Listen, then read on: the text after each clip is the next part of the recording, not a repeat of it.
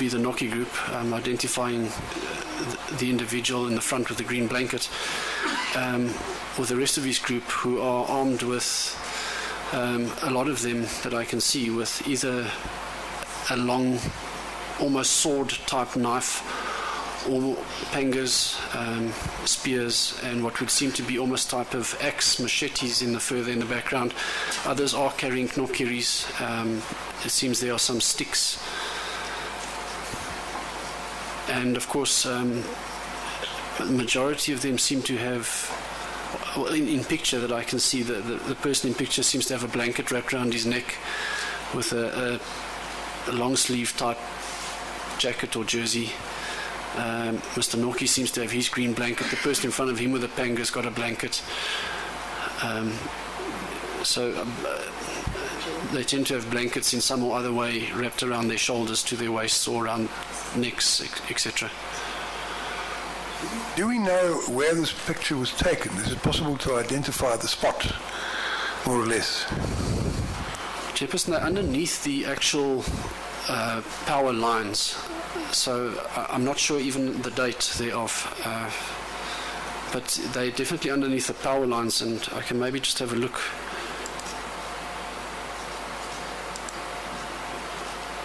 Sorry, I could not follow, Colonel. Have you been able to tell what day this is? No. This is not necessarily even taken on the 16th. No, I don't know, Chairperson. I haven't looked at the properties of the photo. That's why I say it would be difficult to say that this is the 16th. It's not saying it's not. It's another picture just downloaded from the internet. Yes. Taken by an anonymous photographer. Yes.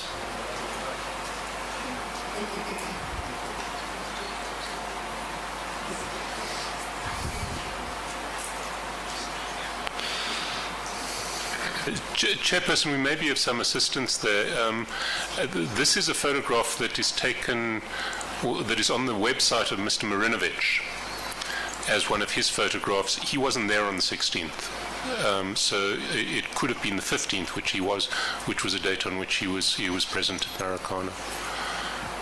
Perhaps he can be asked, perhaps he can submit an affidavit, just tell us if it is his photograph. Well, he doesn't have to if it isn't his photograph. If it is his photograph, he can tell us when it was taken and where, and at what time.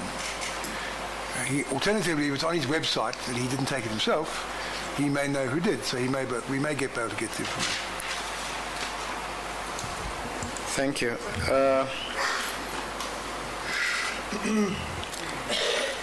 Colonel, the other thing in the cross-examination by Mr. Mpofu related to the Sowetan article, but now that we know the speech is transcribed is FFF6, I think we will read for ourselves whether or not those words "I'm not sorry" appear there. Can I now move us to... Well, so when she gave evidence, the National Commissioner, I'm not sure that I can remember it ever having been put to her by the cross-examiner that she had said she wasn't sorry. And it does appear, even if one reads the main part of the report, that those words are not in quotation marks. Other passages from her speech, or what it purports to be her speech, are in quotation marks. Anyway, as you say, we have the transcript now of what she said. So the Colonel doesn't have to take those of us who can read through it. We can see for ourselves. Indeed, Chair. Finally,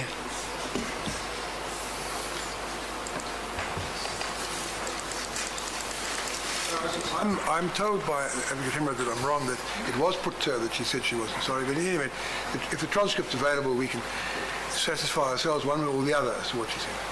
In fact, I think it was the Commissioner who referred to the fact that there are no quotation marks around those words, and that's why they could not be attributed to her. Indeed, Commissioner.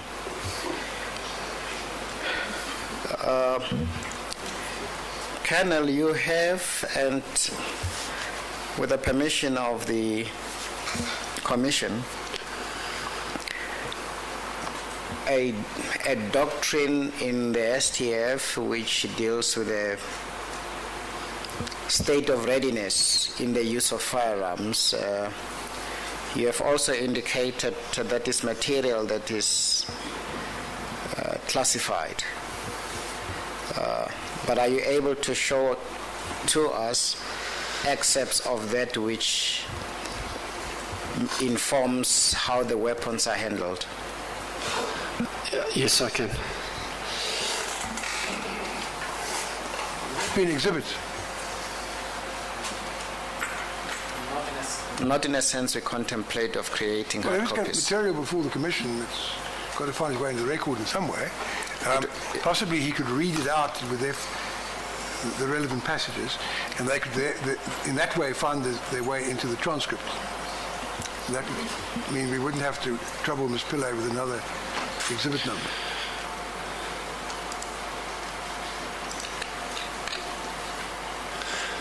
If you start at the first page of the document and read out what it would say. Chairperson, this is to deal with the state of readiness of firearms. It is the Special Task Force's doctrine. I understand that the TRT was in the line. We're in the process of streamlining a lot of techniques and tactics and procedures right through from Special Task Force to NIU to TRT. I can't specifically speak to whether this is as yet in their curriculum, but it should be. It should be a common way. And what's just on screen is when we deal with different threat levels in different operations that we would approach. This is how we classify this, and this is part of a lecture in the Special Task Force. So the one that we were dealing, which I would place the Tactical Response Team members and the POP members in at that time, would have been orange. I know it's appearing as purple for some reason. That is the medium threat. The danger or threat is anticipated, and they're entering the vicinity of the target. It's called. You better read it out to us, because you heard it's not going unless you want me to do it. It's table 2.1 headed threat levels. It's got 4 columns. The first column is headed danger / threat level. The second is color code / tactical condition. The third is level of readiness, and the fourth is tactical readiness displayed. You refer us to the third line of material. In the first column, under danger threat level, it says medium threat. Danger or threat is anticipated, entering the vicinity of the target. The color code tactical condition is supposed to be orange, but it was put on the slide by someone who's colorblind. The third column says level of readiness, and what is said there is medium to high. And then the fourth column, tactical readiness displayed, that reads firearms drawn and loaded, low ready position, vigilant, use of tactics and cover. That's correct. And is it necessary to read the high threat section, or just content that the section dealing with medium threat is read out? I think it's in response to allegations of TRT members walking forward and cocking their firearms, Chairperson. But what is showing there under tactical readiness displayed is that firearms are already drawn and are loaded. Loaded being cocked with a round in the chamber and on safe.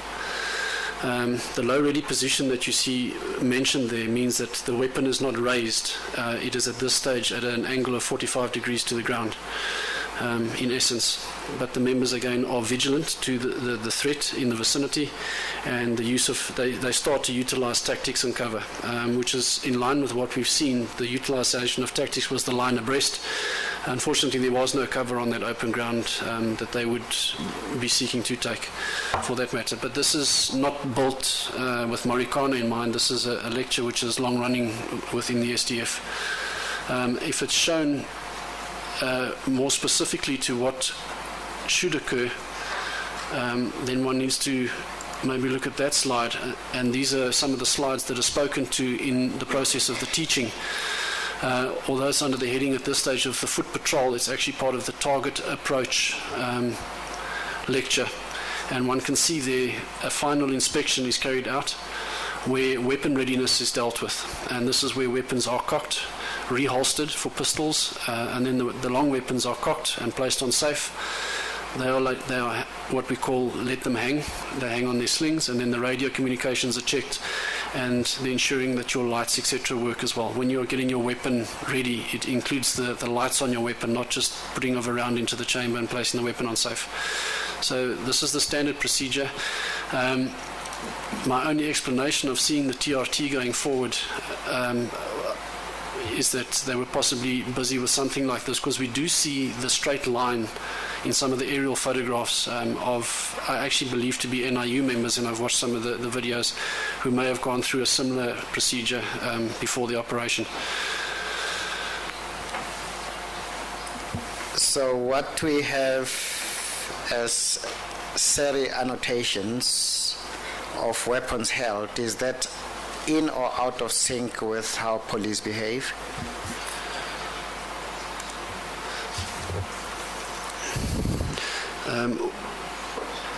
You remember we have the SARI photographs that are annotated and showing members with red circles. Is that in or out of sync with how things should happen in terms of policing? Well, they, as I can't speak to the circumstances, but what they were doing is they were getting themselves into the position of anticipating an orange level threat. So they were correct in what they were doing. Those are the questions we have for the witness, Chair. Thank you. Advocate Hemraj, do you wish to ask some questions? No, you go first. All right, okay. I want to ask you a few questions, and Advocate Hemraj wishes to do so also. I'm going to ask you a little bit about the two plans. The encirclement plan I shall call Plan A, and the disperse and disarm plan I'll call Plan B. I firstly want to ask you about two other questions about other matters first.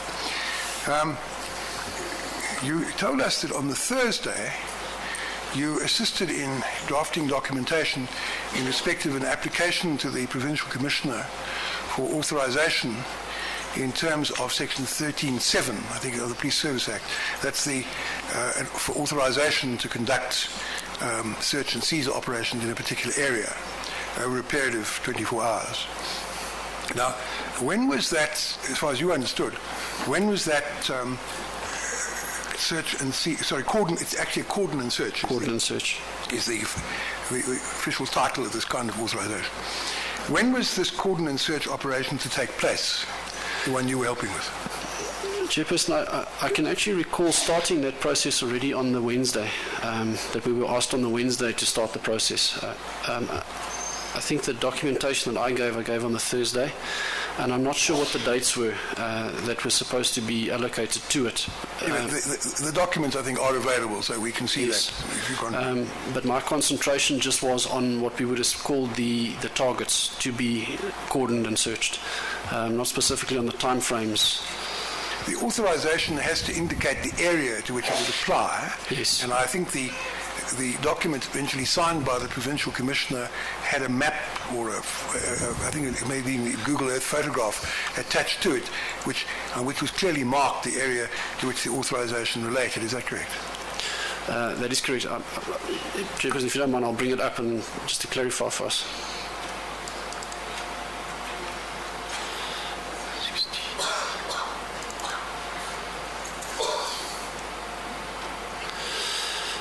I'm not sure if I must display it on screen. I can. If it's possible to get it displayed on the screen, it may help everyone in the chamber to understand what you're saying. This is the actual document.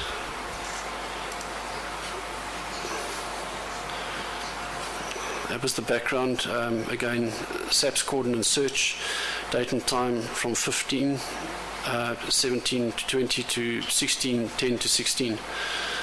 So I do recall the process being started on the Wednesday. I'm not sure how far it got, or whether I think it was only finished on the Thursday morning, though. I seem to remember the document that the Provincial Commissioner signed actually had different times on it, but in fact, rather embarrassingly for the official who drew it up, it covered a period of 36 hours, which the Act doesn't provide for, but we don't have to go there now. Okay. The targeted areas were the London mine hostels, and there was an attached satellite picture. And then the hostels being the Vondelkorp hostel and the adjacent squatter camps, Yes. and the Korea and adjacent squatter camps, and then the greater squatter camp, that presumably is the In Canning. in Canning, and there was an attached satellite picture indicating that as well. Yes, Those we can see now on the screen. The greater squatter camp in Canning is the area marked in red. The Vondelkorp mine hostels, and presumably part of the squatter camp near it, that is, I suppose, best described as orange.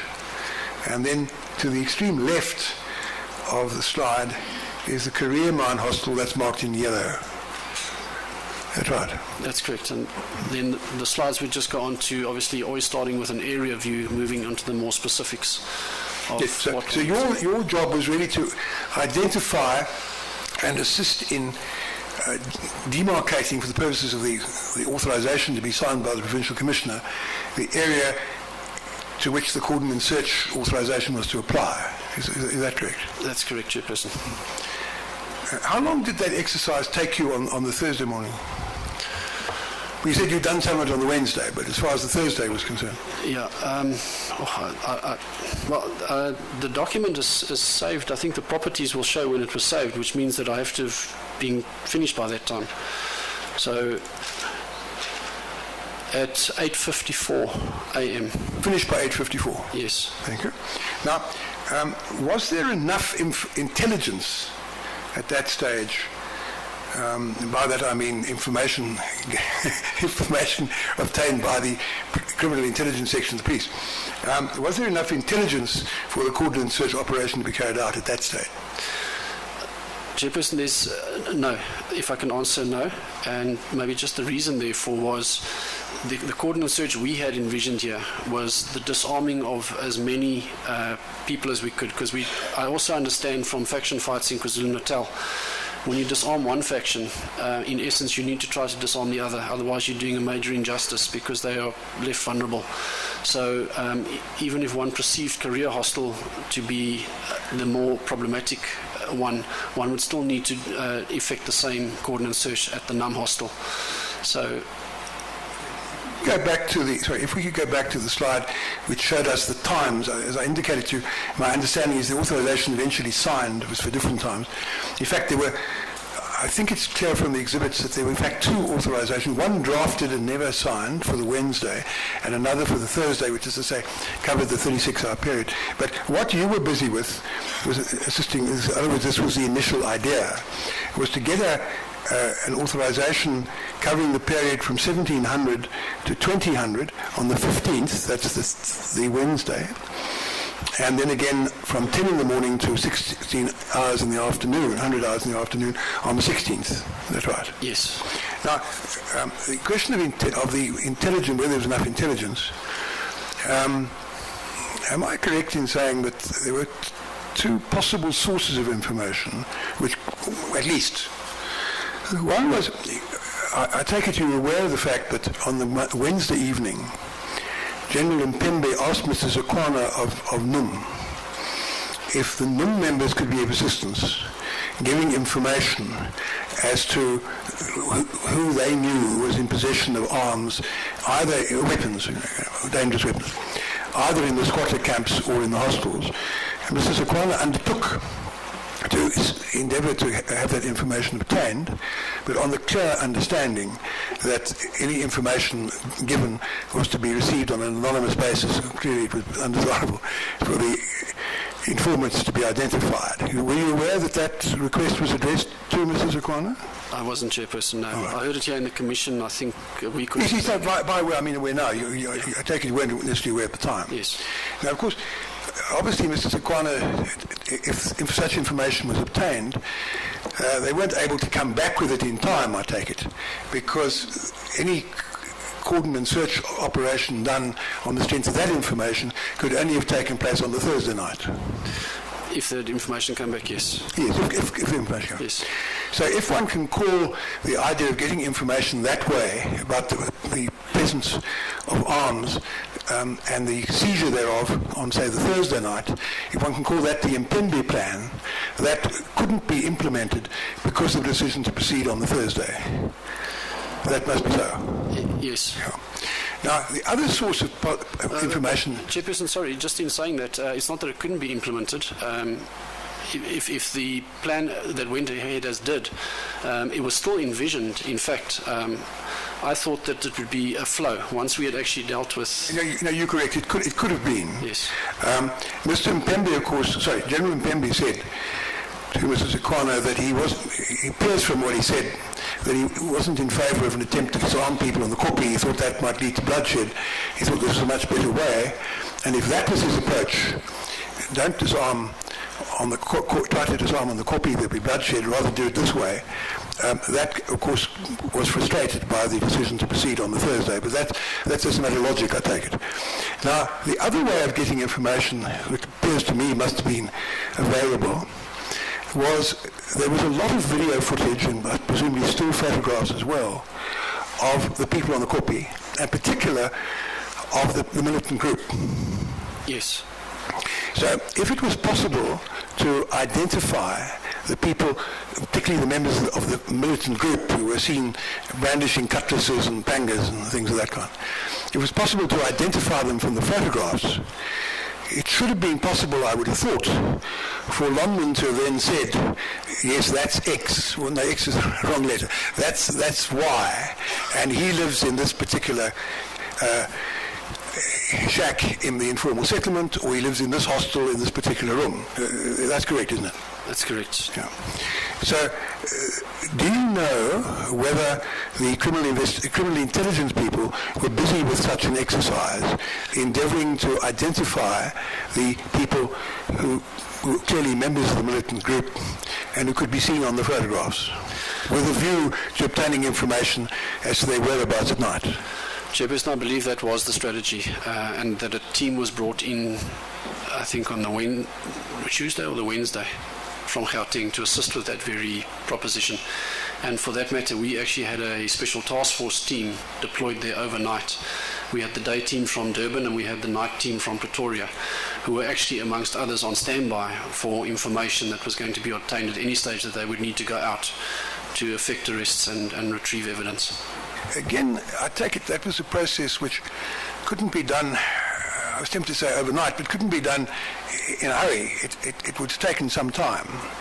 And I would assume that the probabilities are that the necessary information would probably only have been available for use in a coordinated search on the Thursday night.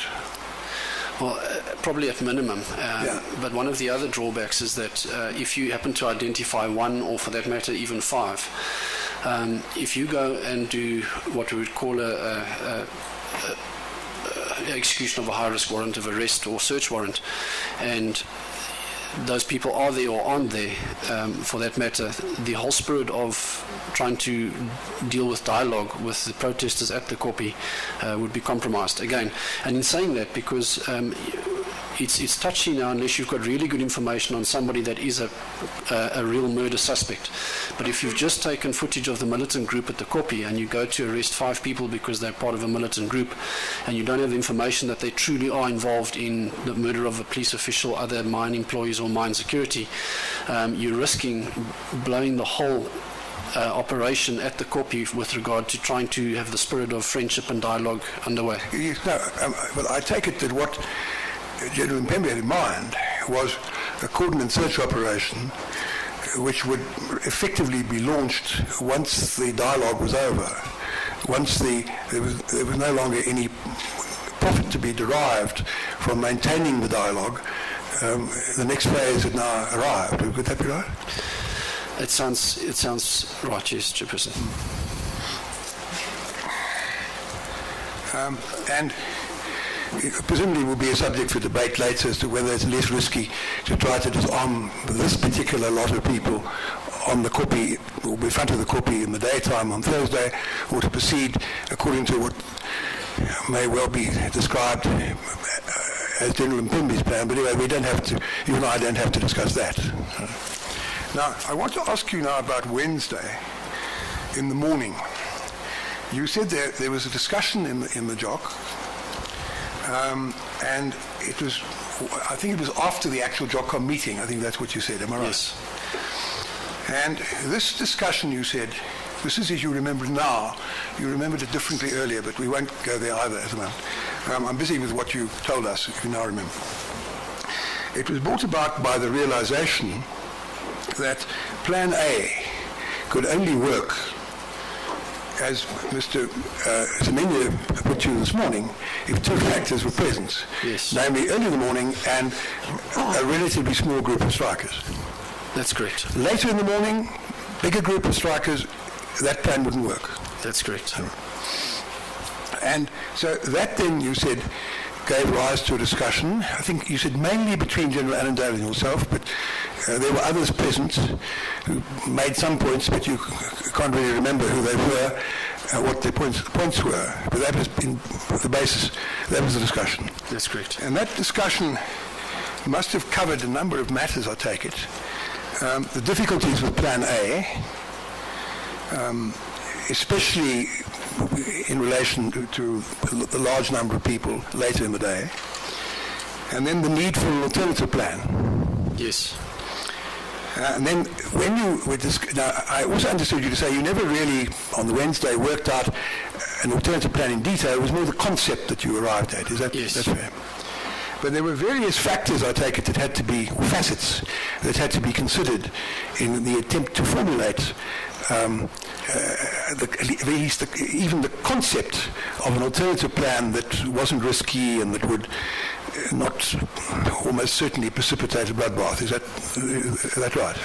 It makes sense, yes, Chairperson. Now, these factors would have involved the dispersal of the non-militant, or perhaps we can call them the less militant strikers, because that was an essential part of your idea that there's no way you could deal with 3,000 people. Yes.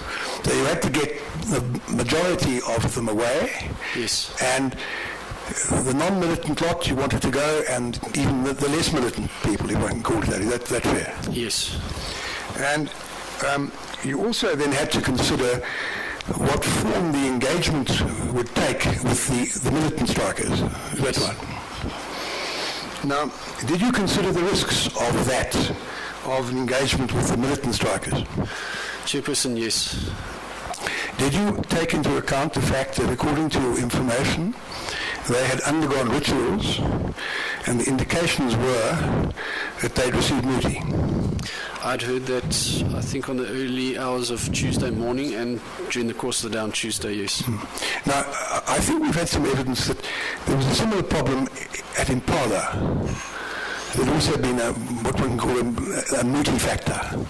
Is that right? I wasn't aware. I was aware there was violence and destruction in Impala. I wasn't aware that there was muti or rituals. Well, maybe I misunderstood. You know, the fact of the matter was that the muti was quite a serious factor to be considered, wasn't it? Yes. Because you were telling us this morning about ordinary public order policing operations and how the crowd normally reacts and how reasonable members of the crowd react in the face of things like a show of force and warnings and that kind of thing. But of course, when you're dealing with people who have taken muti, what your information was, I know it's a debate whether they did, but your information was they had. And if they were operating under the delusion that they were invulnerable and invincible, that was a very important factor to take into account in formulating a relatively risk-free plan. Is that right? It was a factor to consider, Chairperson, and obviously it deals with mindset, in my opinion. Not necessarily the truth of it having the desired effect that they had wished, but in saying that I think we can assume that it didn't have the desired effect. Yeah.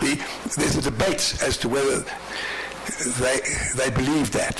Whether they took Muti, you know about that. But your information was that they had. Yes. And that information, therefore, would have included the realization that this is a particularly tricky situation. The way ordinary non-Muti receiving crowds behave isn't the way these people will necessarily behave. Is that right? Yes, I considered that, yes.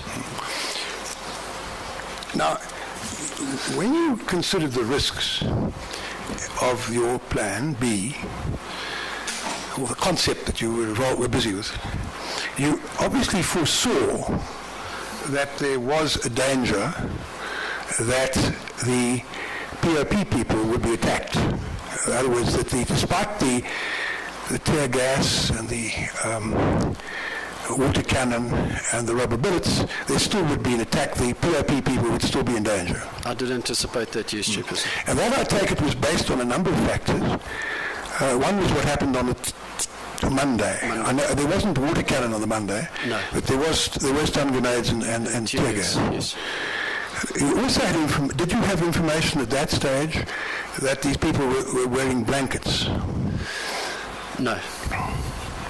But yeah, I take it you had enough information to realise, hence the risk that you foresaw, that the non-lethal methods mightn't prevent an attack on the POP.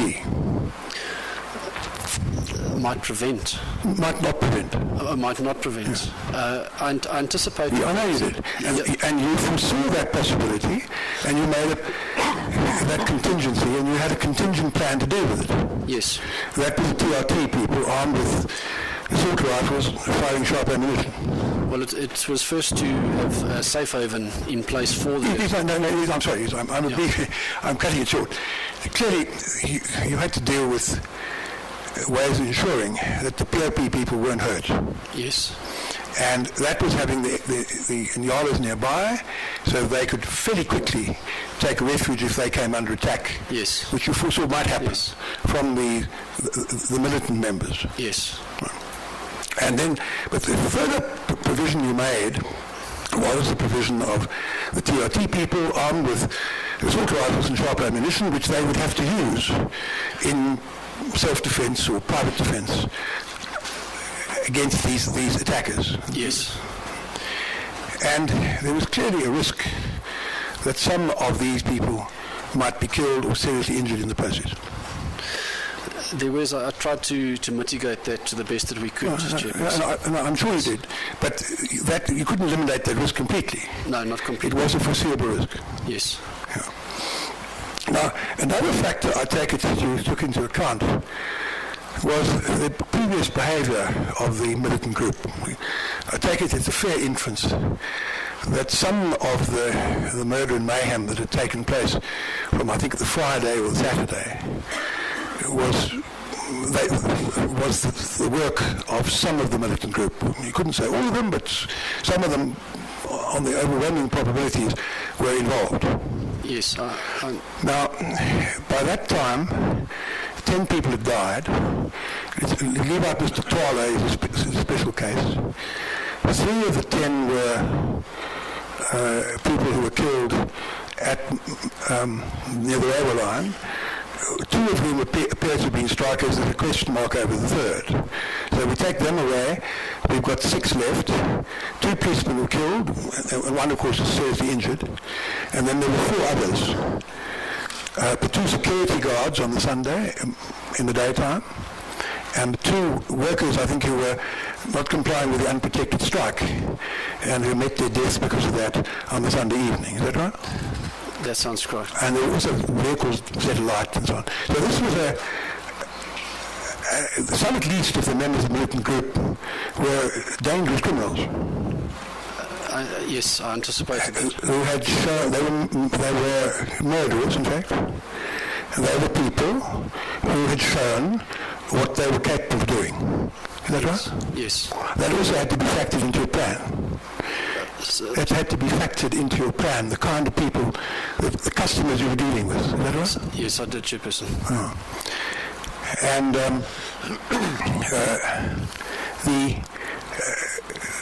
this indicated that I would think, I'm putting prima facie views to obviously that it was a very risky operation, regard being had to the fact that some of the people you were dealing with, at least, were people who, based on what I put to you, had shown what they were capable of in the past.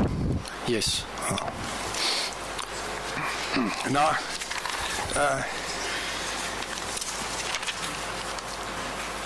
all these factors that I put to you, you took into account. To varying degrees, yes, Chairperson, I did. So it does seem, I would suggest to you, as a probability, at least prima facie, that's why I'm putting it to you so you can deal with it, that there was, regard being had to all those factors, there was a probability of some deaths when Plan B was implemented. As I said, there was the hope, and hope sort of diminishes as you go to the opposite direction of a worst-case scenario. So to have said that you planned for the worst-case scenario expecting it wouldn't be correct. But again, to say that you hoped that it would only end in dialogue, which was the true hope, was also possibly not feasible. So I think the balance lies in the middle, where the risk mitigation was where I had anticipated that this would actually have rolled out, that there would be some type of possible conflict. I was hoping that it wouldn't happen with the public order policing members, that they would have managed to climb back into their vehicles and not at all have been targeted. Sorry, I interrupt you. I thought there was a high probability that the precautions you've taken to protect the POP people would succeed. Yes.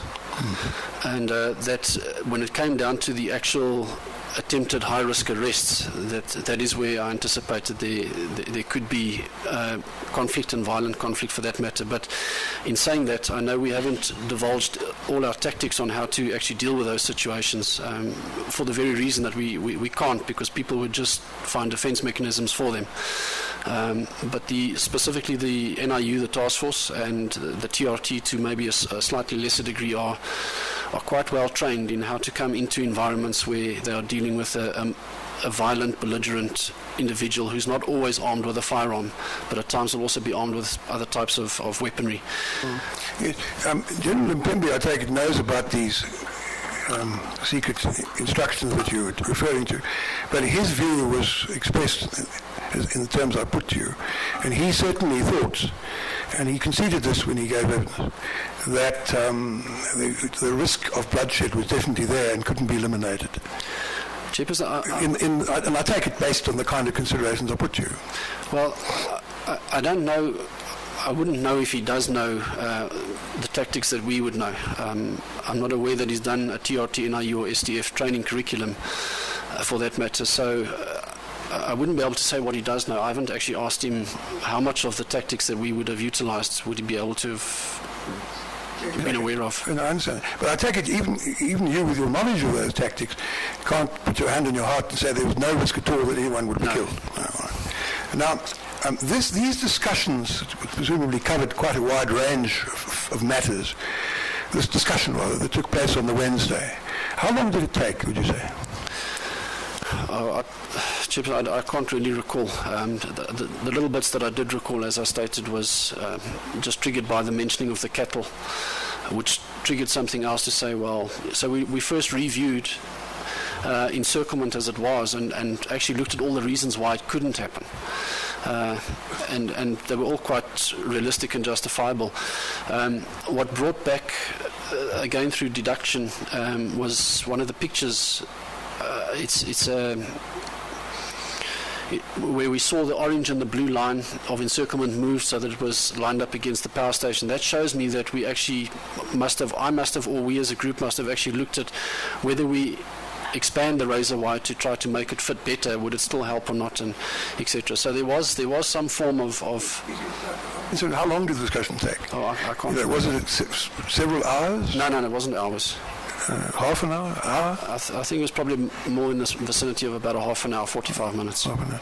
Now, as far as I could see from your statement, your last statement, a good deal of the discussion appears to have taken place in the context of the realization that Plan A was in any event not going to work if it was not at first light and there were a lot of people.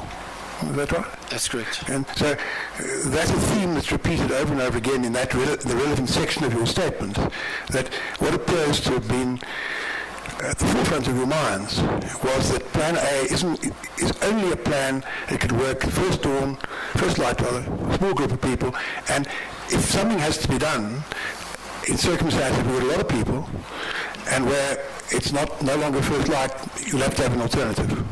That's correct. Is that right? And I think you said at one stage in your evidence that it's possible that two plans existed side by side. One for yes. first light, small group, the Yes. other one for the other situation. Chairperson, I say the encirclement was accepted that it couldn't work on the later daytime larger group, whether it was if I can use the word rubbished, taken away, or whether it was just shelved. I'm not sure, but at that stage the dispersal, disarm and arrest plan took precedence for the daytime type of operation. No, I understand that. The next point I want to ask you about is, did you know whether the provincial commissioner had given the police up to any particular time to sort out the problem? No, I wasn't aware of any time frames that were given to us. Because in the transcript that's now been released, the discussion she had on the Tuesday with people from Lonman, she says that she gave the police until the weekend to sort out the problem. You weren't aware of that? No. Now, I know there was the aspect of the cattle and so on, but if there were only a small group of people at the Kopi at first light on Friday, the plan could have been implemented. It could have, yes. It could have been implemented. And you also knew that it was the habit of most of the strikers to go home at night, taking their arms with them, and not to stay on the cold mountain. It was logical to me that, yes... That was what was happening. That happened up until, even by Wednesday, they'd done that the previous night. Yes. And of course, but on Thursday, you also knew that had been their habit up to then. Yes.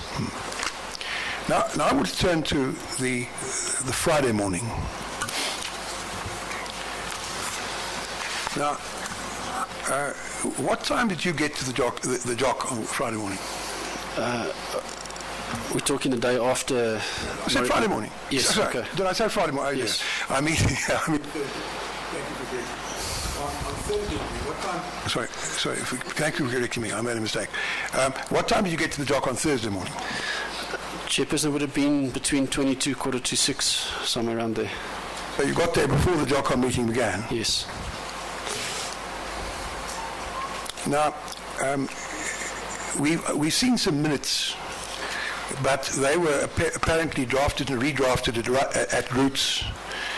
And so, in the interest of looking at contemporaneous documents, it's probably best to put them aside. Have you seen the notes that were kept by then Captain, now Colonel Moolman, contemporaneously at that meeting? Yes, I have been through them, yes. Now, I take it in the chair would have been General Annandale, Yes. and he would have been the first speaker. Well, yes. The first note, I don't know what the exhibit number is, but I take it is an exhibit, and if you can find it. It's been handed in as exhibit.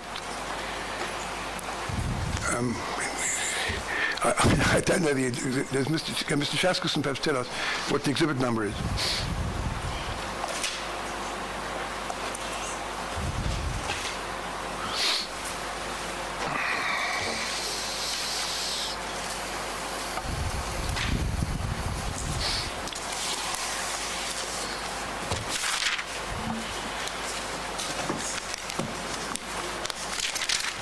Triple J 168. Chairperson. Does that enable you to find it? I can bring it up quickly. Well, hopefully I've got it on my...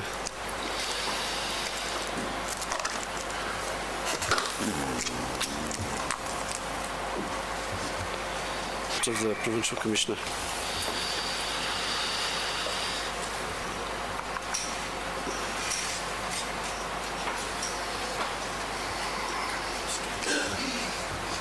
Has it been found?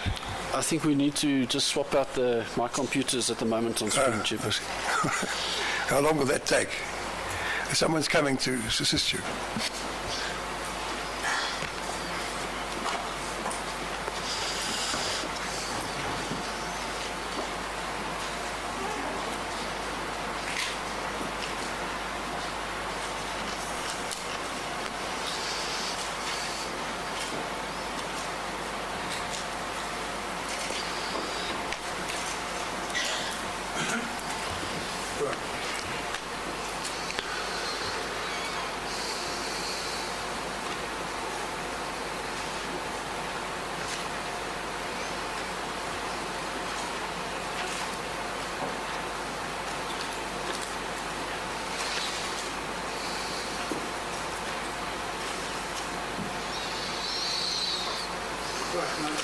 See, it begins with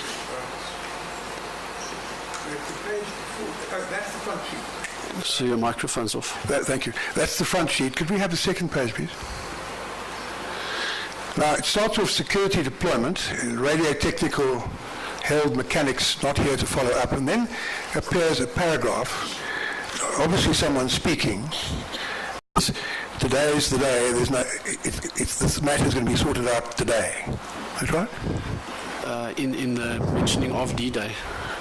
Well, I mean, I've read the whole passage. The specific piecing act to take place, and then it goes on about any person with weapon will be apprehended and arrested, and so on. Yes. That does convey quite clearly, does it not, that was the day when the matter was going to be dealt with, going to be sorted out.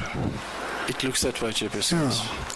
Now, you told us you got there about 5:45. Yes. So you must have been present when that was said. Chairperson, I was just mentioning yesterday, and it may help with this. At some early stage here, the helicopters somehow were brought to my attention were not coming through. And whether I was trying to deal with that very quickly, because the person that was they call it, I just know the acronym, it's a MAYOT. It's somebody that the Air Force would place on the ground that will have a radio to speak to the helicopters in the air and coordinate with the commanders on ground at the JOCOM, didn't come through that day. So whether he actually phoned, and I don't know because I haven't got the phone record, but at that stage, I can see later in the JOCOM before 7 o'clock that I'm sending SMSs to the pilot himself. I don't know what the SMS has said though, but I know it's to the pilot's number. It's just a possibility of why I possibly missed something like that. Are you saying that you definitely missed that, or are you saying that you can't remember? Because you've told us, and I understand what you explained to us. You had very little sleep during that period, and you have difficulty in remembering things.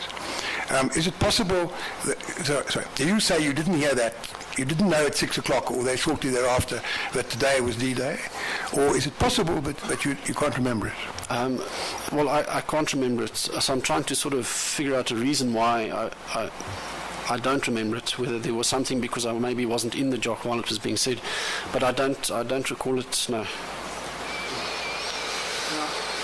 If you don't remember it, learning it at 6 o'clock, we know from the evidence that the Provincial Commissioner convened a press conference, a media conference, at 9:30, at which she said that, and we've seen the video of what she said.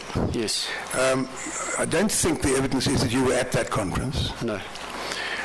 But was it reported, but General Anando was, Yes. and General Mpembe was. Did either of them report to you afterwards that this is what she said, and today is the day, this is D-Day? No, Chairperson. So when did you learn for the first time, as far as you can remember now, that Thursday was going to be D-Day? Chairperson, it's just prior to the 13:30. I remember the part that I remember of the 13:30 JOC, but I've checked my phone records again, and probably at 20, I think it's 20 past 1, I'd actually phoned the pilot to tell him to come through. And it's also possibly why I missed the first part of the JobCom meeting. What I was trying to do at that stage, which I've confirmed with people at my office, I was trying to arrange cable ties. We use cable ties instead of handcuffs when you need to cuff somebody or secure their hands for the operation, and I was trying to arrange that to be brought through with a helicopter on that day. I know that you have a problem with your memory, so I'm not being critical. But I must tell you that I find it difficult to believe that a responsible person like Major General Annandale wouldn't have communicated to you, who were his chief planner, what had been decided, what had been announced at the beginning of the JOC, presumably by General Annandale, and certainly what had been said by the Provincial Commissioner at 9:30. I mean, it's unlikely, I would suggest. Again, this is just a place view. I've got to put my difficulties to you so you can help me if I'm wrong. It's unlikely that you would have been kept in the dark about that until 1 o'clock, I would have thought. But if there is a reason why he would have done that, then perhaps you can enlighten me. Well, Chase, I don't know that, but how I do know General Annandale is, for instance, on the Wednesday. That was one of the things we looked at, because it's not like him to leave something. So that's why we analysed the tactical option already on the Wednesday.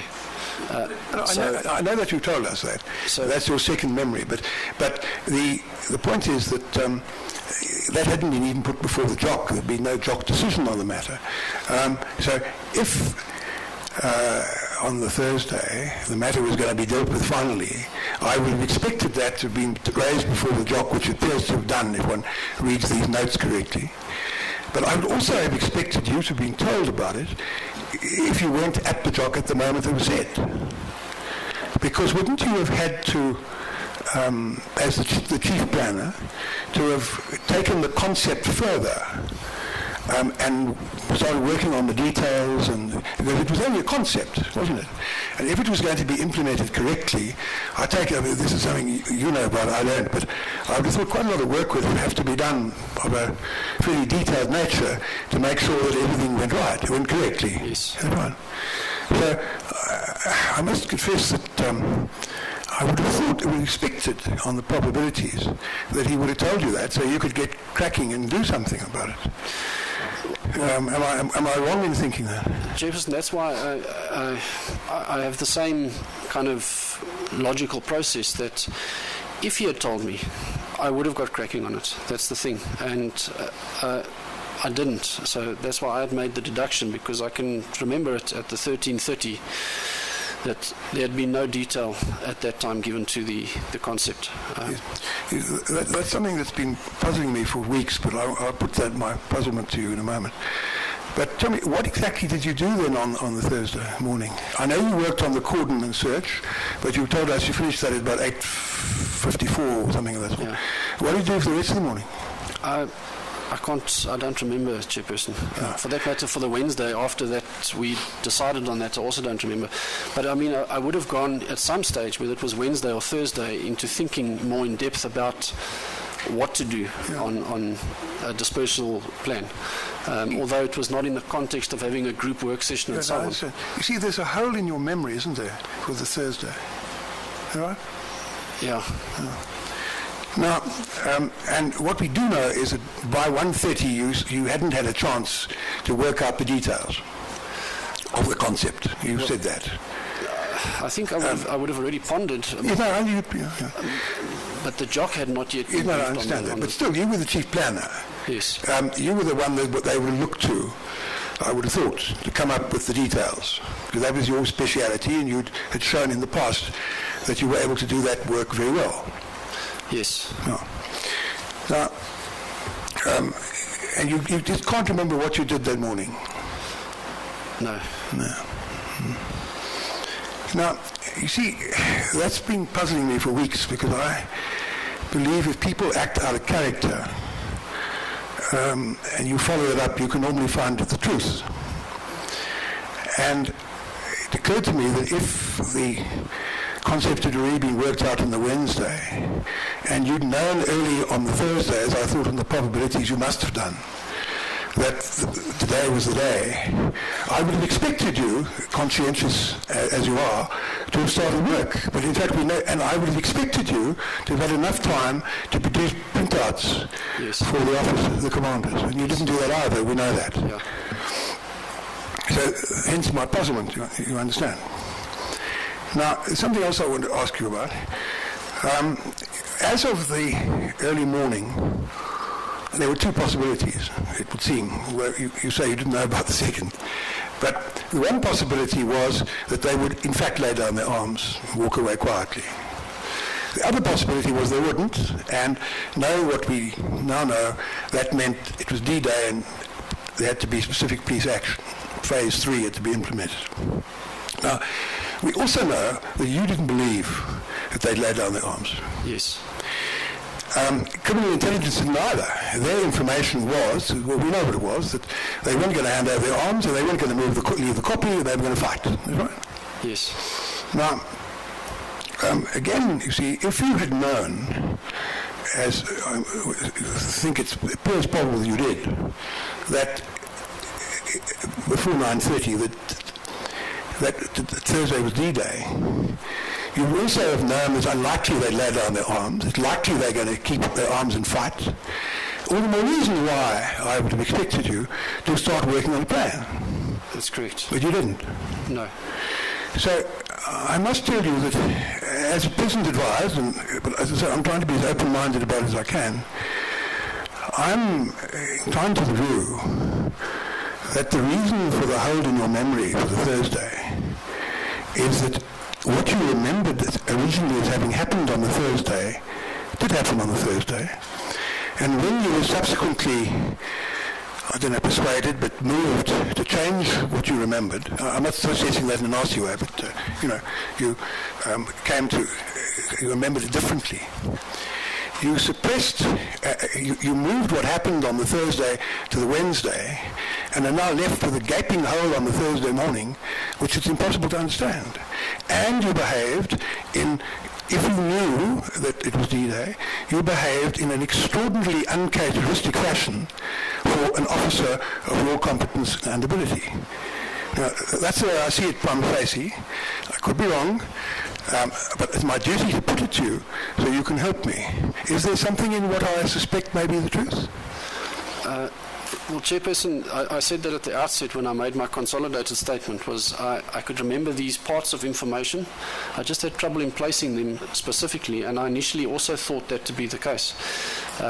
Until, I'm not sure what took me back to making it the Wednesday. Maybe it was the fact that Brigadier Engelbrecht, but it is possible that Brigadier Engelbrecht's participation there was looking at encirclement. I'm speaking out of deduction, not out of memory. That's apparently what he says. Yes. So it could be, as you are saying, that process did take place possibly on the Thursday during that morning period.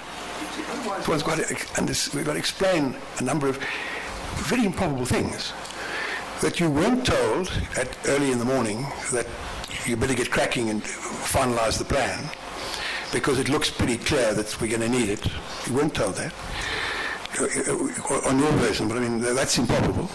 It's also improbable that if you had been told that you wouldn't have acted as the way I suggest. And the third improbability is you wouldn't have a gaping hole in your memory of what happened on Thursday.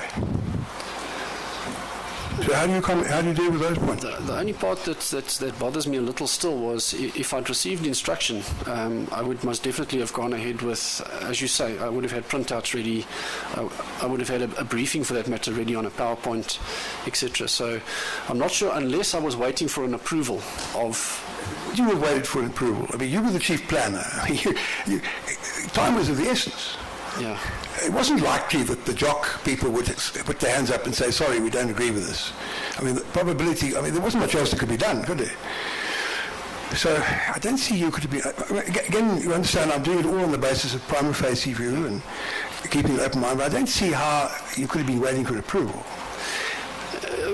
I agree with you, but what I'm also saying, when we're going back to how I would normally have done things, because even after Marikana happened, there was the taking of the suspects at that stage to court, and we can see there I've planned things. And all of it I tend to run back to PowerPoint presentations when I'm under pressure, instead of writing full draft plans. And what's still a bit out of place for me is the fact that if I knew about that on the Thursday, I would have more than likely have done something about that on the Thursday and not waited for 13:30. Of course, if the discussion that you think took place on Wednesday, in fact took place on Thursday, then that would explain it, wouldn't it? You took some time hammering out the concept. It was a tricky problem. We've discussed the risks that were involved. And you, as a responsible policeman, were very conscious of those risks, as you told us.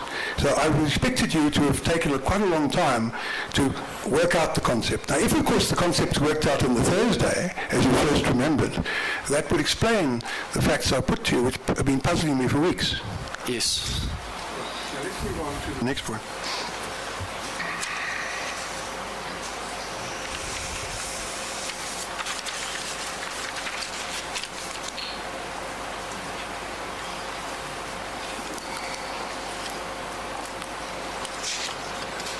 No, those are the points that I wanted to put to you. Thank you very much. Advocate Hemrich? Just apropos the chairman's last line of questioning, your evidence at some stage was that you didn't do the printouts and all the detailed planning because if you hadn't gone ahead on the Thursday, it would have been a waste of effort and time. That is evidence that you've given already, isn't it?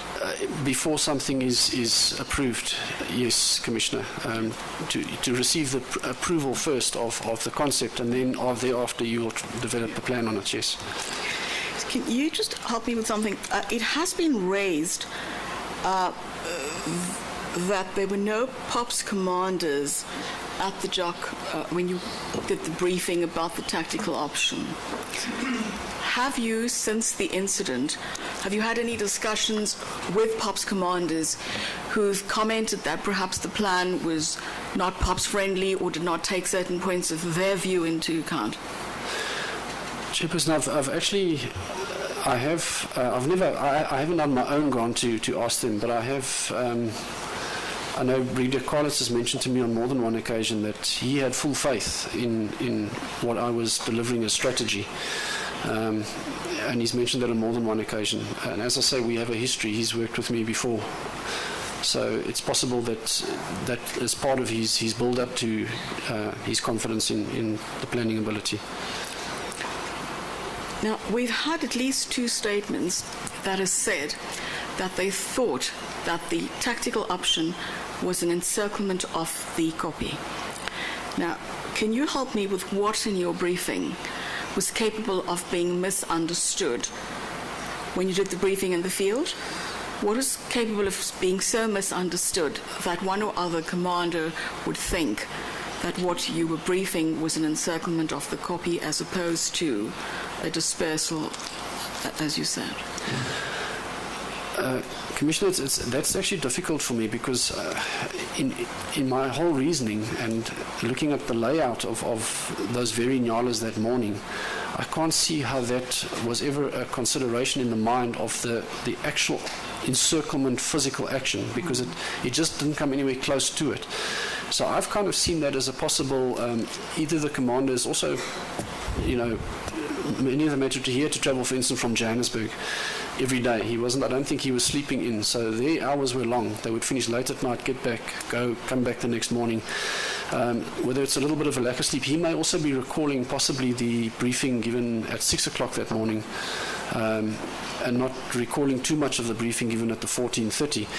But it's either that or it's a measure of just language issues, that they were called the encirclement team or the encirclement group, and that's a possibility he went forward to still thinking in that dimension instead of actually understanding he was just to lay out razor wire, because even he understands his function to be what it was and not to encircle. So how he briefed it as encircle, I'm not sure.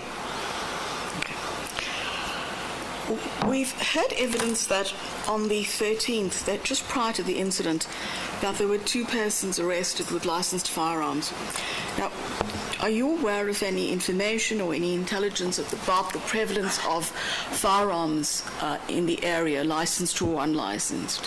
Was there any information in that regard? No, I also wasn't aware until actually later after the operation of that, the firearms that you're speaking of now.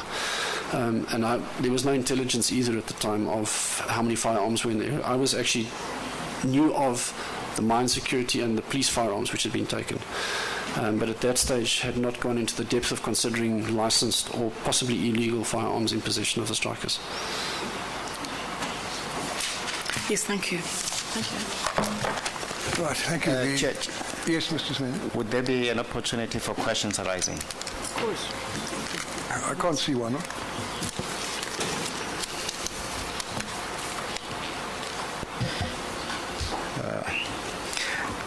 Colonel, of course, we may have to obtain evidence of a psychologist, but if you suffer memory loss, does that not connote that there are things you don't remember?